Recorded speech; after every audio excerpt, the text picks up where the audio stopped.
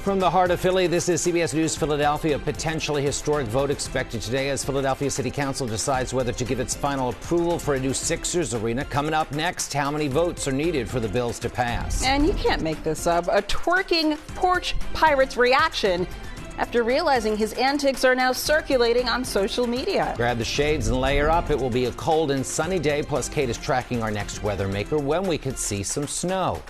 Morning, everyone. Welcome to the news at 7, streaming on CBS News Philadelphia and on Philly 57. I'm Jim Donovan. And I'm Janelle Varell. Thanks for waking up with us. Let's start with that next weather forecast.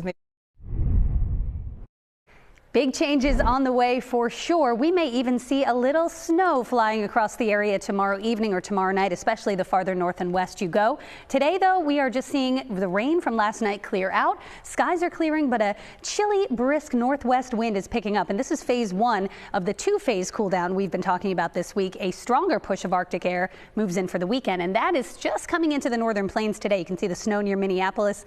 That is going to kind of combine with a new low forming off the coast. The connection between these two systems is what could bring some light precipitation to the region tomorrow and tomorrow night.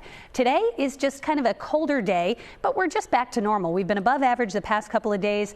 Today we're at 46. That's right about where we should be. 47 at the shore and clouding up in the Lehigh Valley with a high of 42 degrees there. Our next big story is the wintry weekend starting Friday night with that light snow chance, maybe even some light accumulations to the north. Bitter winds pick up through Saturday and Sunday. Highs are only in the 20s. It'll feel like the teens. I'll take you through the full next weather 7-day forecast coming up. And in next traffic right now, we have in Gwinnett Township police activity in the right lane of Route 202 northbound before Hancock Road. We only have one left lane getting by, so everyone please be careful if you're taking 202 northbound before Hancock Road.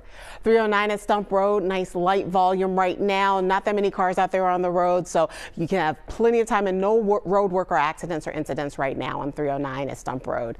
Same thing along the PA Turnpike at Mid County, even though things are much busier, but still no accidents, incidents, or road work right now on the PA Turnpike and Mid County, but things are definitely much busier on Route 422. Also, we have a disabled vehicle eastbound on the shoulder that's on 422 at the PA Turnpike. A lot more taillights right now as people get out and get going. Janelle? All right. Thank you for that, Kim. Turning to breaking news out of Cherry Hill this morning, where a woman was killed in an overnight house fire. This fire along Severn Avenue started just before 2:30 this morning. Investigators said the woman's body was found on the second floor of that house. 2 others made it out safely. The cause of the flames under investigation. In just a few hours, Philadelphia City Council members are expected to vote on the 11 bills pertaining to the proposed Sixers arena. Now, those against the proposal, they say they're not giving up their fight. Brendan Boulder joining us now to break down what's included in the proposal and just how many votes are needed, Brandon, in order to pass this $1.3 billion arena. Good morning.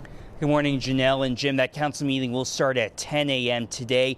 All 11 Sixers Arena bills that will be heard today need at least 9 votes in order to pass and make it to Mayor Sherrell Parker's desk, where she'll decide whether to sign the bills into law or veto them. Though we do know that Mayor Parker has been touring the last few weeks, touting what she says are the benefits to these arena bills, saying that they'll bring jobs and money to the city.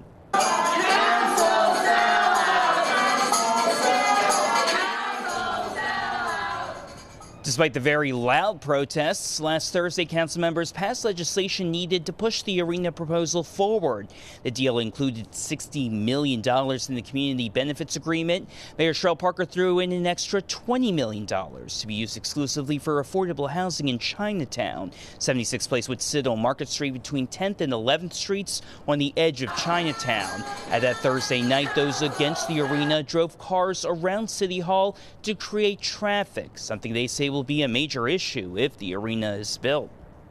Obviously, we always wanted more resources, but the mayor stepped up and gave an extra $20 million, so $20 million for affordable housing in the Chinatown community, so a total of $80 million. I think most people were, we always wanted more, but most people were satisfied. I think that there is a world where we could have had a downtown arena and a thriving Chinatown, but the thought to protecting Chinatown was not in that community benefits agreement. This is one of multiple demonstrations we're going to see over the next week, raising awareness, calling attention, continuing to say this is a really bad deal for Philly.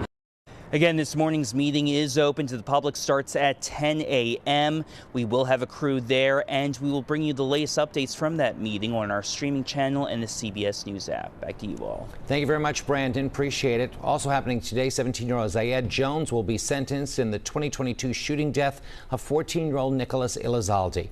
Elizalde, you may recall, was killed when a group opened fire outside of Roxborough High School following a football scrimmage. Another shooter, Troy Fletcher, already pleaded guilty to third-degree murder and other charges. He'll be sentenced in February.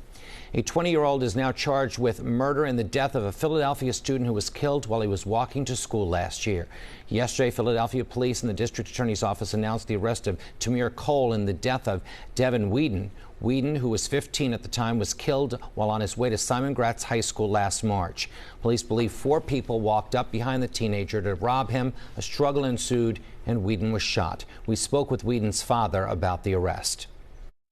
I would never see him graduate. I would never see him be a doctor, a lawyer. It's hard for me because he loved everybody. And when somebody loves people and care about other people more than themselves, you got to respect that. Detectives say evidence recovered from a robbery in the area the night before helped lead them to Cole. Police are still looking for 3 people involved in that robbery, including the shooter. Philadelphia police arresting a second 14-year-old in connection with the shooting at Dilworth Park Ice Rink near City Hall last week. That's after the arrest of another 14-year-old shortly after that shooting. Investigators say 3 teenagers were shot during an argument, one of them still in critical condition. Detectives are still looking for another 14-year-old. And the man accused of killing United Healthcare CEO is expected to waive extradition and return to New York today. A hearing being held this morning in Blair County, Pennsylvania. Once Luigi Mangione arrives in New York, he'll be booked and processed and then arraigned sometime this afternoon. Earlier this week, he was indicted on first-degree murder and other charges in connection with Brian Thompson's death. The Penn alum was arrested at a McDonald's in Altoona, Pennsylvania last week. Gloucester Township police say you can't make this stuff up. A porch pirate in a very distinctive hoodie returned to a home multiple times after seeing himself on Ring video that was posted online. So here's the deal. It started December 9th in Sicklerville. A pair of porch pirates were caught taking a package on home security video. Well, as they ran away, one of them stops and twerks for the camera. Gloucester Township police say the victim posted the video of the theft to warn people to be on the lookout. 2 days later, police tell us the twerking thief returned to the victim's home, apparently upset that his moves were posted online, saying, quote, "Not cool, bro," to the camera. The thief then returned a third time, returning a broken glass that was taken from the package. I don't think anyone deserves to have anything stolen from them, you know, and especially around Christmas is just really unbelievable. It seemed very, very brazen and like they wanted to be seen and wanted to be put out there for doing that. Police tell us they've increased patrols this holiday season to crack down on porch pirates, whether they twerk or not, and they continue to deploy bait packages with the GPS tracker inside to help catch the thieves. If you can identify the 2 people in this video, Gloucester Township Police would like to hear from you.